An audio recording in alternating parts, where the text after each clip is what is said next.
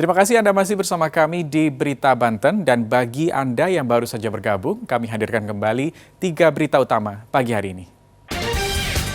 Jual BBM subsidi ilegal, seorang buruh di Lebak ditangkap.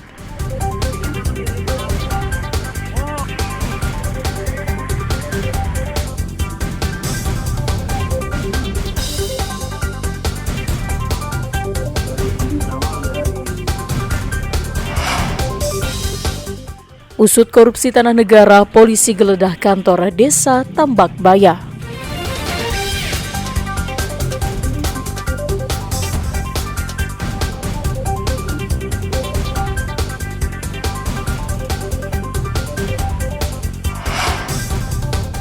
Istri Kades Curug Goong minta pelaku penyuntik suaminya dihukum berat.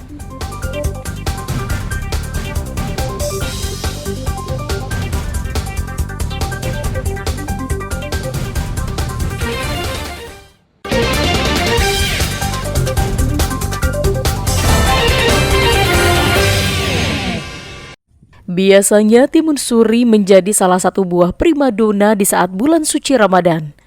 Buah berdaging lembut ini biasanya dijadikan santapan saat berbuka puasa. Salah satu daerah penghasil buah timun suri yakni Kelurahan Kunciran Pinang, Kota Tangerang. Lahan-lahan yang biasanya ditanami sayur mayur disulap menjadi ladang tanaman timun suri jelang bulan suci Ramadan setiap tahunnya. Membudidayakan timun suri bukan hal yang mudah. Para petani tergantung pada cuaca masa tanam. Tahun ini intensitas curah hujan yang cukup tinggi membuat hasil panen timun suri menurun, bahkan nyaris gagal panen. Banyak tanaman yang sebentar lagi akan memasuki masa panen menjadi layu, sehingga bobot timun suri yang dihasilkan menjadi kecil. Menurut salah satu petani, 40% timun suri miliknya gagal panen. Selain batang-batang membusuk, buah timun suri banyak yang berjamur akibat intensitas hujan yang cukup tinggi. Biasanya 2 hari sebelum Ramadan, timun suri sudah bisa dipanen. Hasil panen tersebut bakal dibeli oleh tengkulak. Jika kualitasnya bagus, harga timun suri bisa mencapai Rp30.000 per kilogram di tingkat petani. Tahun ini sih kayaknya untuk petani gagal panen ya 40% lah, nggak seperti kayak tahun lalu lah. Kalau banyak hujan juga kita dari pentil juga atau dari bakal buah bakal busuk, dan batang-batang pun akan layu fusarium, dan untuk buahnya pun banyak yang berjamur lah seperti itu. Petani timun suri hanya bisa pasrah karena tidak ada lagi yang bisa dilakukan, sebab menanam ulang pohon juga tidak memungkinkan waktunya seiring semakin dekatnya bulan Ramadan tiba. Ariel Maranus dan Taufik Saleh melaporkan dari Kota Tangerang.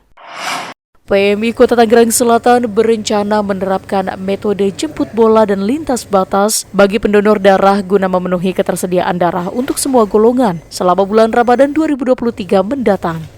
Ketersediaan darah di PMI Kota Tangerang Selatan hanya 1.500 kantong darah untuk semua golongan. Di antaranya 900 kantong darah yang sudah siap pakai dan 600 kantong darah masih dalam proses karantina. Jika disesuaikan dengan kebutuhan dari jumlah penduduk Tangerang Selatan, PMI Kota Tangerang Selatan setiap harinya wajib memiliki ketersediaan 100 kantong darah untuk didistribusikan ke seluruh pelayanan medis maupun individu yang membutuhkan transfusi darah.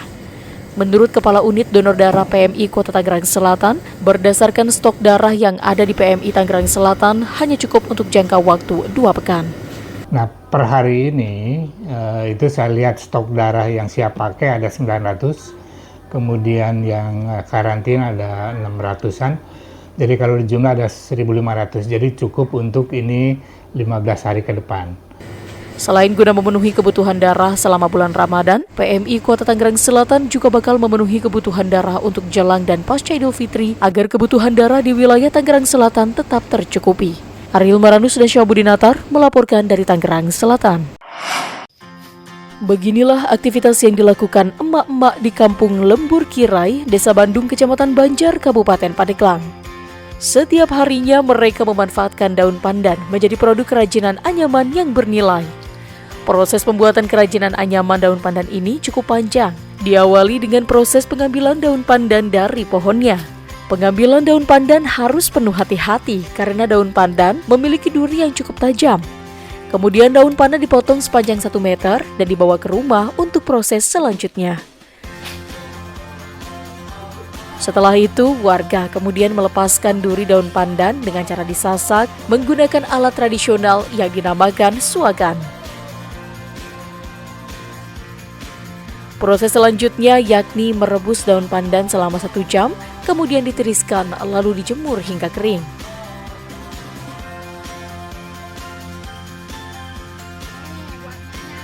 Tujuannya agar daun pandan kuat dan elastis saat proses penganyaman. Setelah kering, daun pandan kemudian dianyam menjadi berbagai produk dan siap untuk dipasarkan. Menurut salah satu pengrajin, kerajinan ini sudah digeluti masyarakat Desa Bandung sejak puluhan tahun lalu. Namun seiring perkembangan zaman, kini masyarakat mampu meningkatkan kreativitasnya dengan membuat berbagai macam produk. Untuk harga jual sendiri, warga biasanya mematok harga mulai dari Rp12.000 hingga Rp17.000 tergantung tingkat kesulitannya. Dengan adanya kerajinan anyaman pandan ini, masyarakat sekitar mampu mendapatkan penghasilan tambahan untuk memenuhi kebutuhan sehari-hari. Pemasaran dari sini langsung ke BUMDes aja. Ini per produk ini berapa sih harganya? Dari mulai berapa? Produk untuk tas kepok itu 12.000. Kalau untuk tikar ukuran 1 meter itu kan namanya tikar donglot kalau di sini. Tikar donglot itu untuk produk pembuatan peci. Peci, tas, sendal, apa pokoknya semacamnya gitu kan. Nah, itu dari tikar itu harganya 17.000 per lembar. Dalam 1 bulan itu 1 minggu kan bisa nyampe 4 berarti dalam 1 bulan itu bisa nyampe 40 produk. Pihak desa selalu mendukung dan memberikan motivasi kepada masyarakat agar dapat terus meningkatkan kreativitasnya. Selain itu, masyarakat Desa Bandung juga mendorong para pengrajin anyaman pandan sebagai bentuk mewujudkan kesejahteraan dan peningkatan ekonomi masyarakat Desa Bandung. Peningkatan ekonomi kerakyatan, terutama kita memfasilitasi seluruh UMKM yang ada di wilayah Desa Bandung, yaitu dengan cara fasilitasinya melalui badan usaha milik desa. Karena di salah satu divisi usaha badan usaha milik desa itu ada yang namanya divisi handicraft atau kerajinan anyaman pandan. Dipasarkan melalui badan usaha milik desa, saat ini kerajinan pandan sudah diminati dengan berbagai daerah di Indonesia seperti Sumatera dan Kalimantan. Bahkan kini sudah dilirik pasar internasional seperti Timur Leste, Malaysia, dan Singapura. Ariel Maranus dan Andre Sopian melaporkan dari Kabupaten Pandeglang. Ya, informasi tadi mengakhiri berita Banten pagi hari ini. Saya Rusdi Maulana mewakili kerabat kerja yang bertugas mengucapkan terima kasih. Selamat pagi dan sampai jumpa.